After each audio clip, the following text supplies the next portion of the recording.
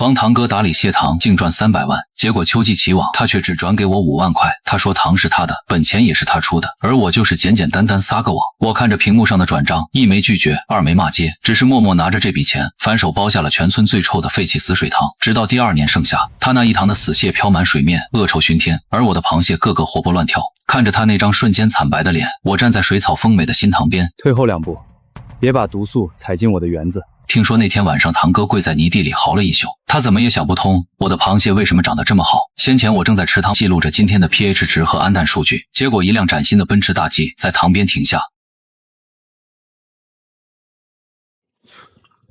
远子，今年的账算出来了，分红我给你转过去了。我看着屏幕上的5万元没说话，心里有一本账在翻。3年1000多个日夜，我吃住都在棚里。我知道今年的极品蟹大丰收，刨去塘租和饲料，净利润将近300万，而他却只转给我5万。远子，今年利润不错，赚了将近300万。这5万块你拿着，回镇上买辆代步车。我这蟹塘撒饲料的活拴条狗都能干，你还年轻，应该拿着5万块去大城市打拼。然而我听着心里没有任何波澜。3年前他接手这片塘时，因为不懂水质，差点赔个底朝天。是我带着自己摸索出来的复合菌种，帮他把水调了过来。我说我出技术，利润3、7分。他说都是一家人，哥不会亏待你。行，钱我收了。林强大概没想到我这么好打发，他愣了一下。你拿着钱回去好好歇几天。塘里的水泵滤网该换了，你记得找人弄。我没再看他一眼，转身走进了深秋的冷风里，因为我很清楚，没有我极其严苛的抵制微调，这片看似肥沃的蟹塘，不出半年就会变成一汪臭水沟。我没回镇上的家，我怕碰见熟人问我今年卖蟹分了多少，问我堂哥怎么对我的。我沿着村里的土路一直走，怀里的那个笔记本是别人眼里的废纸，却是我3年的心血。此时手机响了，是林强在群里发红包，他在家族群里疯狂炫耀今年的收成，惹得一堆亲戚跟风吹捧。我直接关了手机屏幕，走向了村子最下游，那里有一片常年泛滥蓝藻、恶臭熏天的废弃黑水塘，因为地势低洼，常年积聚死水，连村里的野狗都不愿意靠近。我站在满是杂草的岸边，看着那一汪浓绿发黑的死水，这就是所有人眼里的垃圾场。但我蹲下身，捻起一点塘底的淤泥，凑到鼻尖闻了闻，一个念头像破土而出的新芽，再也压不住。他不是说撒饲料的活拴条狗都能干吗？那我就让他看看什么叫真正的技术。我转身直接走向了村委会的办公室。喂，王书记在吗？在呢，小林啊，你不在强子的蟹塘里忙，跑这儿干啥？我想问一下，下游那片黑水塘现在往外承包吗？那是个死水坑啊，水都臭了，你包它干啥？倒贴钱都没人要。1年租金多少钱？你要是真包，1年1000块钱，意思意思就行了。但咱们可说好，亏了村里不管。我心里快速算了一下，5万块足够包下这片塘，还能买齐前期的净化设备和原液耗材。我包5年，现在就签合同。小林，你可别冲动，强子刚赚了大钱，你跟着。合同拿来吧。签完字按了手印后，我就兴奋地跑到池塘边。废弃黑水塘的面积很大，浓绿的蓝藻像一层厚厚的油漆盖在水面上，散发着刺鼻的恶臭。村里人听说我包下了这块地，全都跑来看笑话。远子是不是受什么刺激了？这破地方能养出啥来？强子给他发了5万块奖金，他不存着娶媳妇儿，全砸这臭水坑里了。真是个败家子儿。林强也开着他的大 G 来溜达了一圈，他摇下车窗，笑得前仰后合。远子，你要是嫌5万块烧手，哥带你去城里捏捏脚啊，何必在这傲大粪呢？我没理他，只是穿着齐胸的下水裤，艰难地在齐腰深的黑水里清理腐烂的枯枝，恶臭扑鼻。但我连眉头都没皱一下，因为我知道我在做什么。等晚上闲杂人等散去后，我打开了那几个白天刚从镇上运回来的黑色塑料桶，里面是我耗费无数心血秘密培育出来的复合益生菌原液。这种菌群专门针对这种重度富营养化的死水。我按照精确到克的比例将原液稀释，然后均匀地喷洒在黑水塘的每一个角落。这种工作容不得半点马虎。连续1个星期我都是昼伏夜出，白天我像个拾荒的在塘边修补堤坝，晚上我就是这片水域的魔法师。奇迹是在第2周的清晨出现的，原本浓绿发黑的蓝藻开始大面积消退，刺鼻的恶臭被一种淡淡的水草泥土腥味所取代，水体逐渐变得澄清，阳光终于能穿透水面照到塘底。我趁热打铁种下了精心挑选的一乐藻，不出半个月，整片黑水塘焕然一新，水草丰美，清澈见底。就在我准备撒苗的时候，手机响了，是林强。喂，远子还在那个臭水坑里刨食呢。有事儿。哥刚在城里找了几个大爷，一天80块钱，专门负责给我撒料。你慢慢玩你的泥巴吧，等过年哥再施舍你2只剩螃蟹。知道了。我挂了电话，脸色平静的像眼前的这片湖水。林强在城里花天酒地，却不知道大自然的报复有多冷酷。我走到塘边，打开了最后几个恒温泡沫箱，看着这些晶莹剔透的小生命落入清澈的水草中，我拿起本子翻开新的一页，写下了今天的水温和投放量。撒完最后一把蟹苗后，天已经快亮了。我迎着晨雾往家走。当初盘下这片废弃塘的那一刻是冲动的，但现在冷静下来，巨大的压力扑面而来，所有的积蓄都砸了进去。每天夜里如履薄冰的生态调试，这片塘像一个无底洞吞噬着我的心血。我知道我不能失败，必须要成功，不仅仅是为了回本，更是为了争那一口气。回到家推开门，饭菜的香味扑面而来，我爸妈和未婚妻小雅都坐在饭桌旁，显然一直在等我。怎么一宿没回来？菜都热2回了。塘里有点收尾的杂活，多干了会儿，快去洗手吃饭。你脸色怎么这么难看？是不是累着了？没事儿，就是熬夜熬的。饭桌上气氛有些沉闷，我妈给我夹了一筷子菜。远子，今年强子到底给你分了多少钱啊？这个问题像一根针扎在我心上。我爸和小雅也都停下筷子看着我。我放下碗，拿出手机，调出那个转账界面。妈，钱在这儿，5万。5万？怎么才5万？村里都传疯了，说强子今年赚了快300万。今年看着热闹，其实折损率也高，加上明年还要扩建，到处都是用钱的地方。水面是人家的，本钱和风险也是人家担的，确实剩不下什么。我就是个帮忙撒料的，能拿5万已经很不错了。我把早就编好的说辞慢条斯理地讲了出来。我爸抽着旱烟没说话，小雅看着我欲言又止，只有我妈一脸的憋屈和不相信。不可能，那塘要是没你天半夜去守着，早烂了。林远，你是不是被强子给欺负？妈，你别乱说，强子是我堂哥，他还能坑我不成？大头本来就该他拿，咱们得讲理。我说这些话的时候，心在滴血，每一个字都是对自己这3年心血的背叛。但我必须这么说，我不能让他们知道我已经和林强决裂，更不能让他们知道我盘下了那个全村最臭的死水塘。我不想让他们跟着我担惊受怕。我妈还想说什么，被我爸打断了。行了，吃饭吧，儿子心里有数。晚上我躺在床上，小雅从背后抱着我。林远，你今天不对劲，你肯定有事瞒着我。能有什么事儿？就是夜里风大，吹头疼了。真的？真的。睡吧，明天带你去镇上逛逛。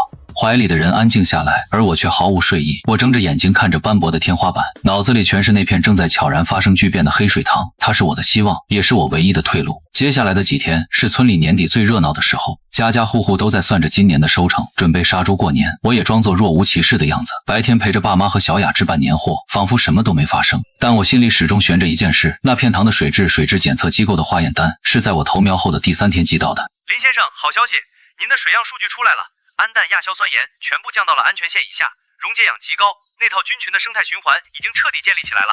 我当时正在陪小雅挑对联，接到电话，激动的差点把摊子掀了。我压低声音走到街角。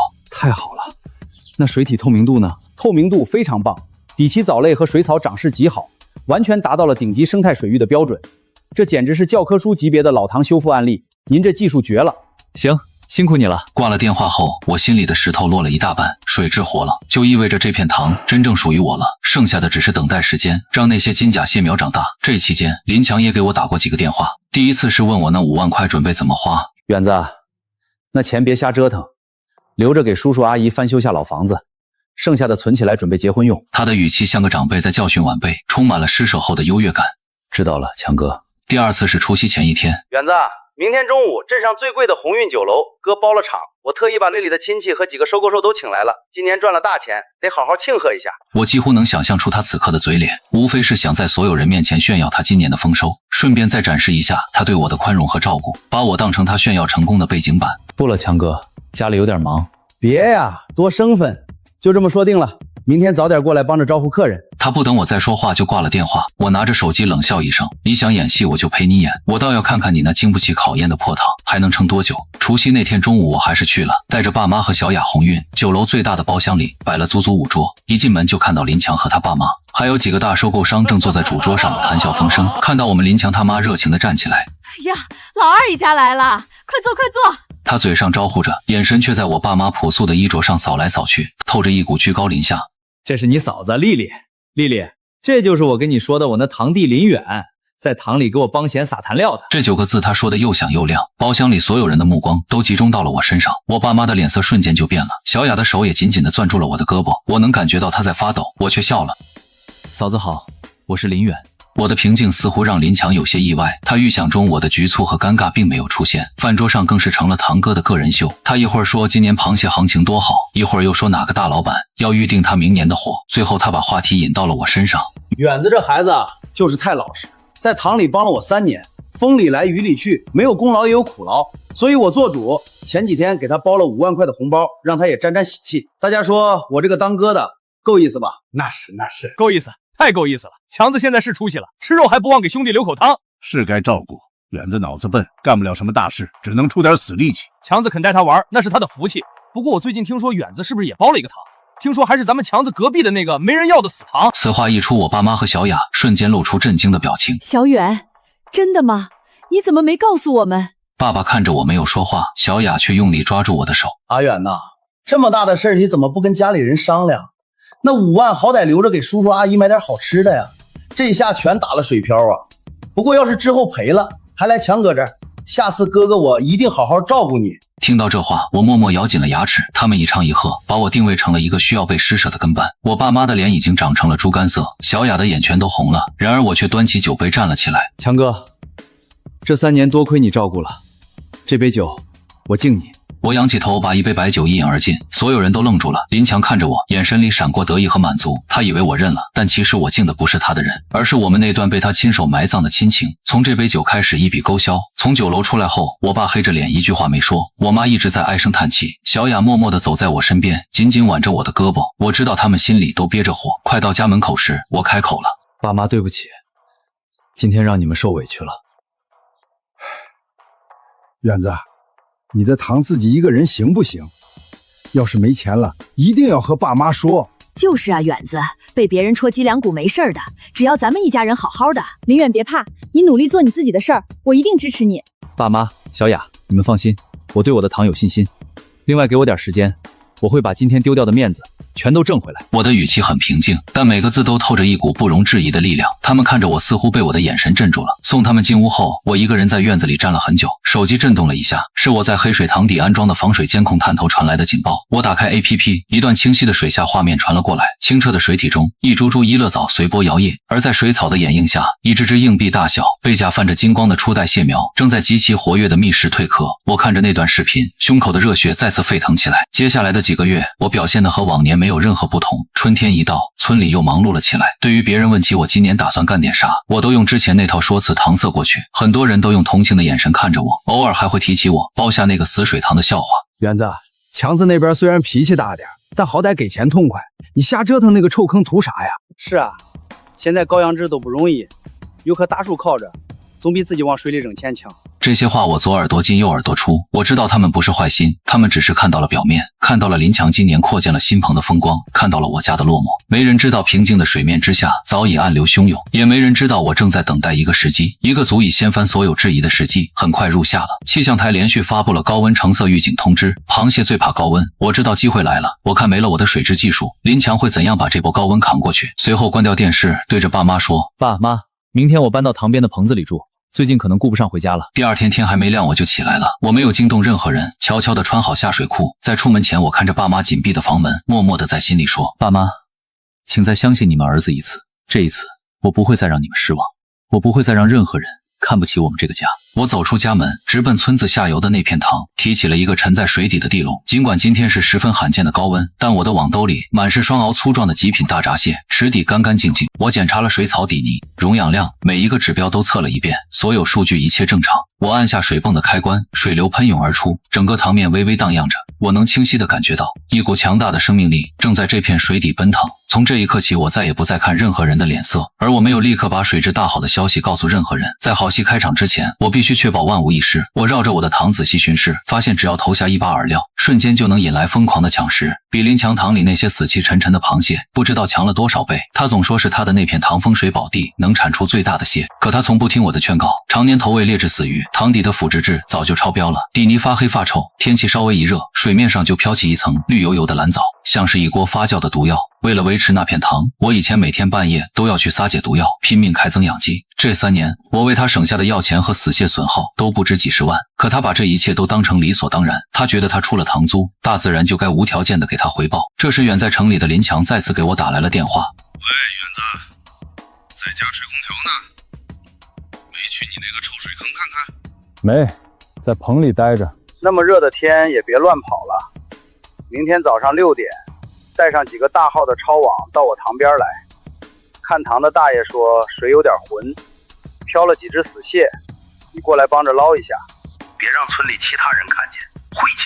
他的语气依旧是那么理所当然，仿佛在命令一个廉价的杂工。我握着手机，指节有些发白，但我嘴上却平静地回答：好的，强哥，我知道了。傍晚，小雅提着绿豆汤来到棚里，看到我严阵以待的样子，有些惊讶。这天太反常了，一丝风都没有。我看村里好几家的狗都热得直吐舌头，塘里的蟹能受得了吗？要是缺氧了，这几个月的心血就白费了。你晚上别睡太死，记得多开几次增氧机。放心吧，我的生态系统已经建成了。今晚就算是天塌下来，这片水也稳得住。林远，你是不是有什么事儿瞒着我？傻瓜，能有什么事？等明天太阳升起，我给你看个奇迹。我没有告诉他今晚可能会发生可怕的翻塘，不是不相信他，而是那场灾难注定惨烈。我不想让他跟着承受那种压抑，所有的验证和结果我自己一个人扛。天彻底黑透的时候，我爸踩着3轮车来了，他给我送来了一台大功率的抽水泵。我们父子俩就那样站在闷热的塘边沉默着。远子，这天气不对劲。爸没事儿，你赶紧回去歇着吧，太闷了。我不累，我就是心里不踏实。这天气像极了10年前那次大绝收。这里面有2万块钱，是我和你妈今年的口粮钱，你先拿着。要是万一水质恶化要买药救急，多个钱傍身总没坏处。爸，我不能要，我这塘里指标好得很。拿着，大自然翻脸不认人，你一个人在这扛，比我们难。我紧紧地攥着那张存折，指甲都陷进了肉里。我没再拒绝，因为我知道这是我爸妈能给我的最沉甸甸的支持。我心里暗暗发誓，等秋天出塘，我要10倍100倍的还给他们，我要让他们过上最好的日子。那一晚，我坐在棚屋的折叠床上一夜无眠。凌晨2点，我从床上一跃而起，临出门前，我看了一眼墙上的温湿度计，湿度95%，气压极低。我顺着土路来到了我和强哥池塘分界线的铁丝网旁。我站在黑暗中，前方就是临墙那片号称今年要赚500万的风水宝地，此刻水面上却漂浮着一层厚厚的光滑粘液，哪怕在黑夜里也能借着微光看到那令人作呕的荧光绿，那是彻底爆发的蓝藻。我走过去，没有开增氧机，也没有试图去干预，大局已定，神仙难救。我转身看向另一边，我的黑水塘静静地停在那里，几台增氧机有节奏地打着水花，清澈的水底，一丛丛水草吐着细微的气泡，而在草根处，一只只硕大的螃蟹正安稳地趴在底泥上，毫无焦躁之象。我蹲在梗上，开心极了。而此时强哥塘里正经历着死亡翻滚的绿色毒水，我目不视物，但耳朵却听得清清楚楚。水面上开始传来密密麻麻的吧嗒声，那是无数只濒死的螃蟹，因为极度缺氧，正疯狂地往岸上的泥梗攀爬。它们互相踩踏，吐着绝望的泡沫，最后集体翻白暴毙在了田埂上。很快天大亮了，令人作呕的死蟹腥臭味顺着晨风飘进了村子，原本沉睡的村庄瞬间炸开了锅。我站在我的塘边静静地看着，不到20分钟，一阵刺耳的刹车声在塘坝上响起，林强连滚带爬的从他那辆奔驰大 G 里摔了出来。此刻他看着那满塘漂浮的死蟹，以及像绿油漆一样糊满水面的蓝藻，发出了一声撕心裂肺的惨叫。他疯了一样在岸边又哭又嚎，大概是听到我这边的增氧机水花声，他猛地转过头，连滚带爬的朝我这边跑来。他看到了我，更看到了我身后那片水草丰美清澈见底的生态园，以及水底那些正在悠闲觅食的背甲金黄的巨大河蟹。他那张因为绝望而扭曲的脸瞬间惨白。远子，这是那个臭水坑？不然呢？你塘里的蟹怎么都没事儿？因为我懂得敬畏大自然，而你只懂得算计。远子，哥错了，以前是哥不对，你快把你的特效药给我，你帮我去调水，我一个月我给你开2万工资，你快救救我的塘！他低声下气，卑微到了极点。就在这时，几辆印着顶级水产的冷链物流车稳稳地停在了我的塘边。我转过身，没理会他的哀嚎，穿着高筒防水皮裤直接下了水，从地笼里捞起一只足有7两重青贝白肚的极品蟹王。岸上专门从上海赶来的顶级餐厅采购总监眼睛都亮了。好蟹，林老板，这品质绝了！我把蟹递给总监，然后转过头看着地上满身泥污的林强，我的语气没有嘲讽，也没有愤怒，只有极度的冷淡。往后退2步，别把你塘里的蓝藻毒素踩进我的生态园里。还有，我的蟹已经全被高价包疗了，你那2万块留着给自己交违约金吧。说完，我没再多看他一眼，转过身开始指挥工人装车，岸上一筐筐极品大闸蟹被搬上冷链车。采购总监看着称重单，笑得合不拢嘴。林老板，这第一批货我按市价最高档给你结，明年的产量我也全包了。合作愉快。我跟他握了握手，随后第一笔预付款整整100万直接打进了我的账户。这薄薄的屏幕上显示的一长串数字，就是我单飞后交出的第一份完美答卷。与此同时，一网之隔的林强彻底瘫软在烂泥地里。他看着那一辆辆满载着财富的高端冷链车从我的场地开走，终于明白了自己到底弄丢了什么。他的手机也开始疯狂的响起，是那些预定了中秋礼盒的大客户打来的。林老板，我的东西准备的怎么样了？我告诉你，合同上写的清清楚楚，要是交不出高品质蟹，3倍违约金，1分钱都别想少。电话被挂断了，林强像是被人抽掉了脊梁骨。他为了拿到今年的高价订单，跟好几个渠道商签了对赌协议。他当时信心满满，因为他以为他还能像去年一样坐享其成。可现在我走了，他只剩下一汪发臭的毒水和满塘死蟹上百万的违约金，像一座大山轰然倒塌。阳光正好透过清晨的薄雾洒在水面上，波光粼粼，而我的心情也像这天气一样一片晴朗。这是一种全新的体验。过去在林强那片高危的塘里，我永远都是紧绷着神经，要时刻提防着水质恶化，担心着蓝藻爆发，每一次起风下雨都像是一场赌博。而现在我站在自己的生态园边，完美的水质，强壮的蟹苗，可控的环境，让我第一次有了享受丰收的乐趣，而不仅仅是为了干活。看着最后一辆冷链车驶出村口，我拍了拍手上的泥土，有了这笔钱，我不仅能扩建这片生态园，更重要的是能让我在这个圈子里彻底打响名头，以后就不愁没有顶级的销路了。等这季的蟹全部出完，我就跟去市里买一套属于自己的房子，再给我爸妈翻修一下老院子，让他们安享晚年。这些过去想都不敢想的画面，现在却变得触手可及。中午我回了家，没有像以前一样因为熬夜而疲惫不堪，倒头就睡。我洗了个热水澡，坐在饭桌前陪爸妈和小雅吃了一顿丰盛的午餐。饭桌上，我把我账户里的余额量给他们看，我妈激动得红了眼眶，我爸夹菜的手都在抖。好，